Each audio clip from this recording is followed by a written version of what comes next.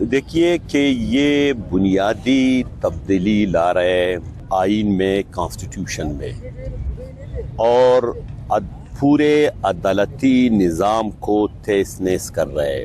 یہ ایسا ہے جیسا 1 یونٹ دوبارہ اس ملک پر مسلط کیا جائے۔ پہلے تو اس حکومت کو، اس اسمبلی کو جو فارم 47 کے ذریعے آئی ہے، اس حکومت کو یہ اختیار حاصل ہی نہیں ہے کہ وہ آئین کے بنیادی ڈھانچے کو تبدیل کرے یا عدلیہ سے متعلق جو شق ہے ان کو تبدیل کرے۔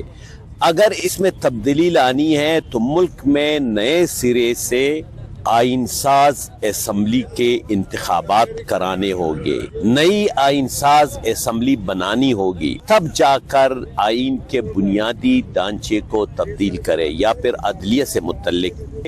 پاکستان ایک فیڈریشن ہے، پشتون، بلوچ، سندھی اور سرائکی، یہ اس مملکت کے یا اس فیڈریشن کے فیڈریٹک یونٹ ہے۔ ہمیں کسی نے زبردستی شامل نہیں کیا ہے اور نہ ہم کسی کے غلام ہیں، نہ کوئی یہاں فاتح ہے، نہ کوئی مفتوح ہے۔ بنیادی مقصد یہ تھا کہ سپریم کورٹ اور عدالت کے اختیارات کو ختم کرنا ہے، اور اس طرح یہ ختم کر کے وہ اپنی مرضی کے ججز کی تعیناتی کریں گے۔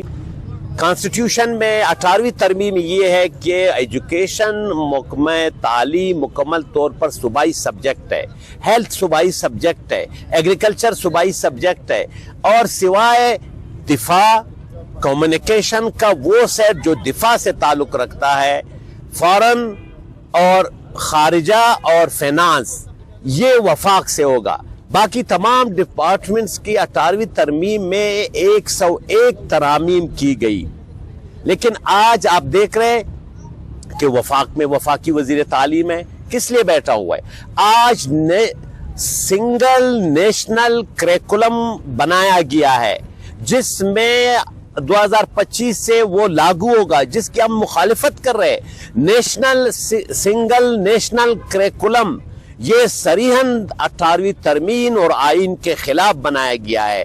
میں سمجھتا ہوں ملک میں جو فسطائیت ہے، وہ فسطائیت ایک ماشاء اللہ سے بدتر صورتحال ہے۔ آج ملک میں بظاہر تو سول حکومت ہے، لیکن یہ ماشاء اللہ ہے۔ تو میں سمجھتا ہوں کہ 18ویں ترمیم سے روگردانی کی جا رہی ہے، کانسٹیٹیوشن سے روگردانی کی جا رہی ہے، کانسٹیٹیوشن کے جو دفعات ہے، جو آرٹیکلز ہے، اس پہ عمل درآمد نہیں ہو رہا ہے، انسانی حقوق کی پامالی ہو رہی ہے۔ آپ دیکھیں بیسک فنڈامنٹل رائٹس، کانسٹیٹیوشن کا 2 باب ہے، اس میں کانسٹیٹیوشن کے آرٹیکل 8 سے لے کر 28 تک انسانی حقوق، تحریر و تقریر کی آزادی، پارٹی منانا، باقی چیزیں سب اس میں بڑی صراحت کے ساتھ موجود ہے، لیکن اس پہ عمل درآمد نہیں ہو رہا ہے۔